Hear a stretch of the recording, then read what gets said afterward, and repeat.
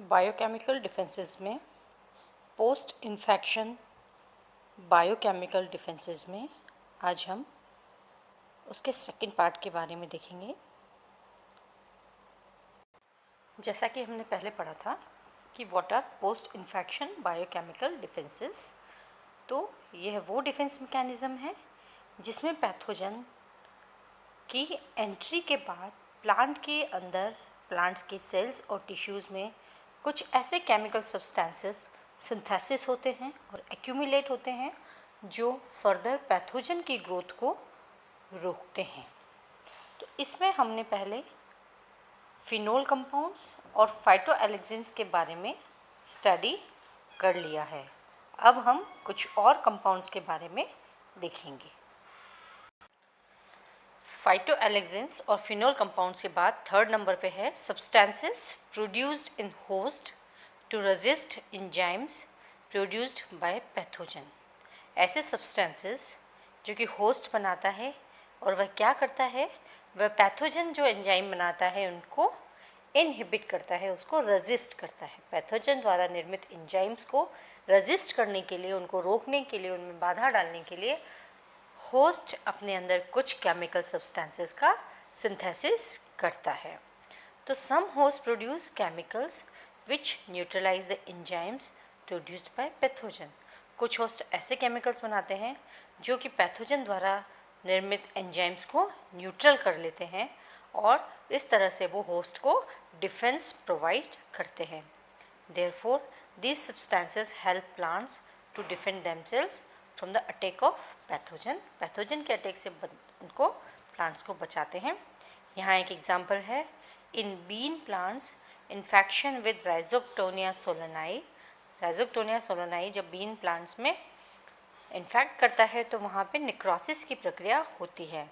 In resistant bean varieties entry of pathogen causes separation of methyl group from methylated pactic substances and forms polyvalent cation of pactic salts which contain calcium। जब इस तरह की प्रक्रिया किसी resistant been variety में होती है तो जैसे ही वहाँ पर पैथोजन एंटर करता है, पैथोजन क्या करता है, मिथाइल ग्रुप निकाल देता है मिथाइलेटेड पैक्टिक सब्सटेंसेस में और वहाँ पे polyvalent cations of pectic salt बन जाते हैं जिसके अंदर की कैल्शियम उपस्थित रहता है। यह कैल्शियम इन्फेक्टेड सेल्स में, इन्फेक्टेड पार्ट में एक्यूमुलेट हो जाता है, इन्फेक्टेड पार्ट में प्लस उसके आसपास की कोशिकाओं में एक्यूमुलेट हो जाता है, इकट्ठा हो जाता है। And because of calcium accumulation the pathogen fail to disintegrate middle lamella by its polygalacturonase enzyme. अगर वहाँ पर कैल्शियम डिपोजिशन हो जाएगा तो वहाँ पे कैल्शियम पेक्टेट बन जाएगा और वह पैथोजन द्वारा निर्मित पॉलीगैलेक्टोर्यूनेज एंजाइम के द्वारा जो क्या करता है, जो मेम्ब्रेन को ब्रेक करता है, वह ब्रेक नहीं कर पाएगा। This are known to dissolve the middle lamella of healthy tissue in susceptible variety. और ससेप्टिबल वेराइटी में यह एंजाइम मिडिल लैमेला को डिसॉल्व करने के काम में आता है। Again if we see this, तो यह है कि कुछ सब्सटेंसेस ऐसे बनते हैं होस्ट में जो होस्ट द्वारा निर्मित पैथोजन द्वारा निर्मित एंजाइम्स की प्रक्रिया को बाधित करते हैं या उनको न्यूट्रलाइज करते हैं या उनको रेजिस्ट करते हैं। यहाँ पर एक एग्जांपल हमारे पास है बीन्स का, जिसमें कि राइजोक्टोनिया सोलेनाई फंगस के द्वारा इन्फेक्शन हो रहा है। तो जब हम रेजिस्टेंट वैरायटी की बात करते हैं तो रेजिस्टेंट वैरायटी में क्या होता है, जनरली जो एंट्री ऑफ पैथोजन होता है, जब पैथोजन उसके अंदर एंटर कर लेता है तो methyl group methylated pectic substances में से अलग हो जाता है। मतलब पैक्टिक सब्सटेंस है, उसके साथ एक मिथाइल ग्रुप अटैच है, तो उसमें से यह यहाँ पर पैथोजन मिथाइल ग्रुप को अलग कर लेता है। तो इस वजह से जितने भी पैक्टिक सब्सटेंसेस हैं वो पॉलीवेलेंट आयंस बना देते हैं, पॉलीवेलेंट केटायंस बन जाते हैं और उन पॉलीवेलेंट केटायंस में क्या होता है, कैल्शियम। यह कैल्शियम क्या करता है, आसपास की जो पैथोजन द्वारा इन्फेक्टेड सेल्स है उसमें प्लस जो नेबरिंग, उसके सराउंडिंग जो हेल्दी सेल्स हैं उसके अंदर ये कैल्शियम एक्यूमुलेट हो जाता है, इकट्ठा हो जाता है। वहाँ पर ये क्या करता है, पैक्टिक सब्सटेंसेस के साथ मिलकर कैल्शियम पैक्टेट बना देता है और मिडिल लेमेला को स्ट्रॉन्ग कर देता है। जब मिडिल लेमेला स्ट्रॉन्ग हो जाती है तो पैथोजन द्वारा प्रोड्यूस एंजाइम, कौन सा एंजाइम है यहाँ पे, पॉलीगैलेक्टूरोनेज एंजाइम क्या करता है, पॉलीगैलेक्टूरोनेज एंजाइम मिडिल लेमेला पर एक्ट करता है। यह एंजाइम मिडिल लेमेला को डिस्ट्रॉय करता है।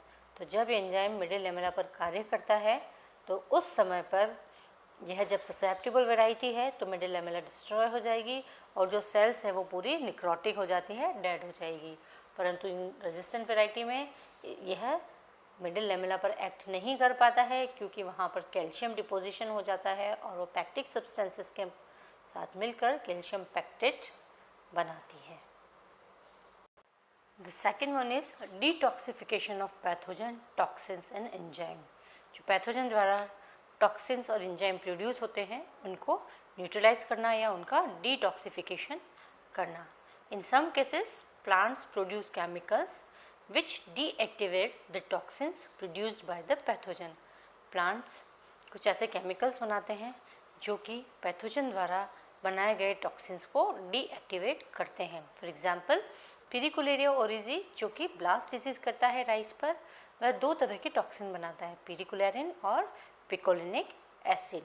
ठीक है, in the resistant varieties convert these toxin into N methyl picolinic acid और पिरिकुलेरिन इनटू अदर कंपाउंड्स। अगर रेजिस्टेंट वैरायटी है तो वो इन दोनों तरह के टॉक्सिन्स को किसी दूसरे कंपाउंड में कन्वर्ट कर देगी, जबकि ससेप्टिबल वैरायटीज़ इन टॉक्सिन्स के द्वारा इन्फ्लुएंस हो जाएगी और उन पे इन टॉक्सिन्स का हार्मफुल इफेक्ट पड़ेगा। Similarly in the case of cotton and tomato wilt, the toxin fusaric acid produced by the pathogen gets converted into non toxic and methyl fusaric acid amide in resistant variety. इसी तरह अगर हम देखें तो cotton और tomato wilt में भी एक टॉक्सिन बनाता है fusarium, the name is fusaric acid. और यह फ्यूजेरिक एसिड अगर वैरायटी रेजिस्टेंट है तो क्या करता है, ऐसे केमिकल प्रोड्यूस होते हैं उसके अंदर जो इसको नॉन टॉक्सिक वैरायटी में कन्वर्ट कर लेता है और तब वहाँ पे फ्यूजेरिक एसिड की जगह बन जाता है N methyl fusaric acid amide. ठीक है, similarly as in the case of detoxification of toxins, the toxic enzyme produced by the pathogen is deactivated by phenolic compounds or their oxidation products। मतलब या तो उनका ऑक्सीडेशन प्रोडक्ट बन जाता है या फिर उनको डीएक्टिवेट किया जाता है होस्ट द्वारा प्रोड्यूस्ड फिनोलिक कंपाउंड्स के द्वारा। Some variety of cider apple are resistant to brown rot disease caused by Sclerotinia फ्रुक्टिजीना।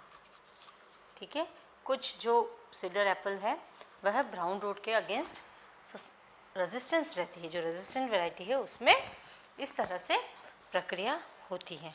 It may be because of the resistant varieties produce phenolic oxidation products जो कि inactivate करते हैं pectinolytic enzymes produced by the pathogen, जो कि phenolic oxidation compound produce करती है resistant variety, जो कि होस्ट के ऊपर जो पैथोजन रिएक्ट करता है, जो टॉक्सिन प्रोड्यूस करता है उसको इनएक्टिवेट कर देती है।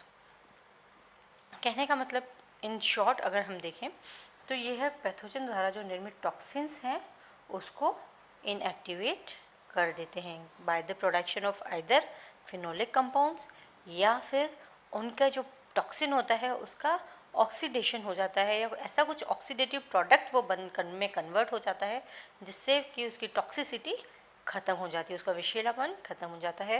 यहाँ पे आपको 3 एग्जाम्पल के द्वारा समझाया हुआ है।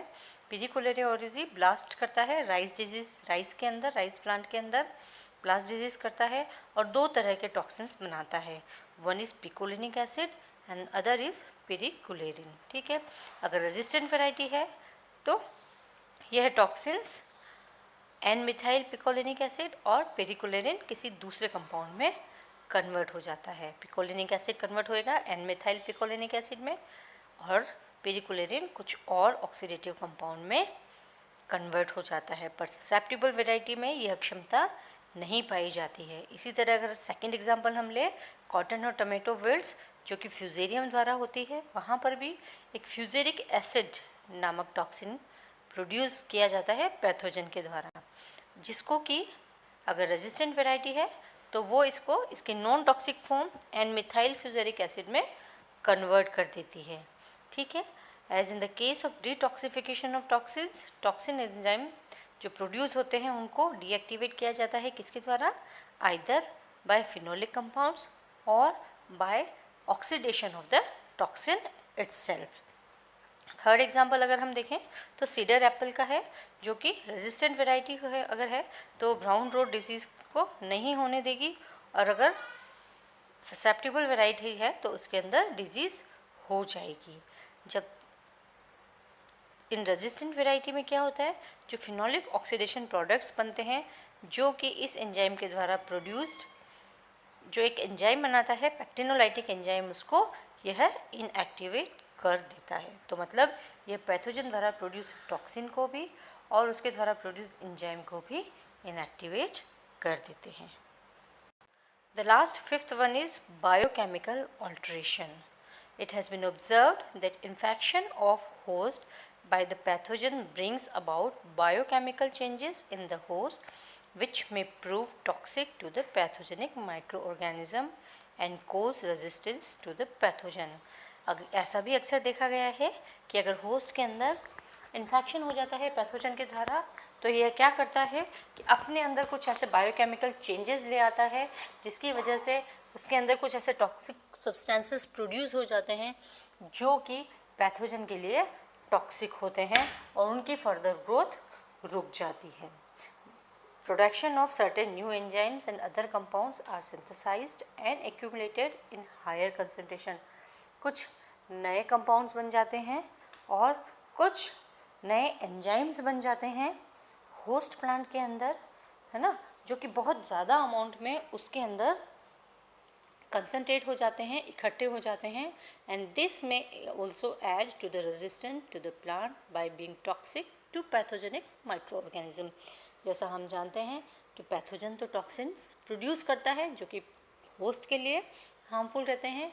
यहाँ पर कुछ बायोकेमिकल चेंजेस के द्वारा होस्ट प्लांट भी कुछ ऐसे टॉक्सिन्स बना देता है जो कि पैथोजेनिक माइक्रो ऑर्गेनिज्म के लिए टॉक्सिक हो सकते हैं।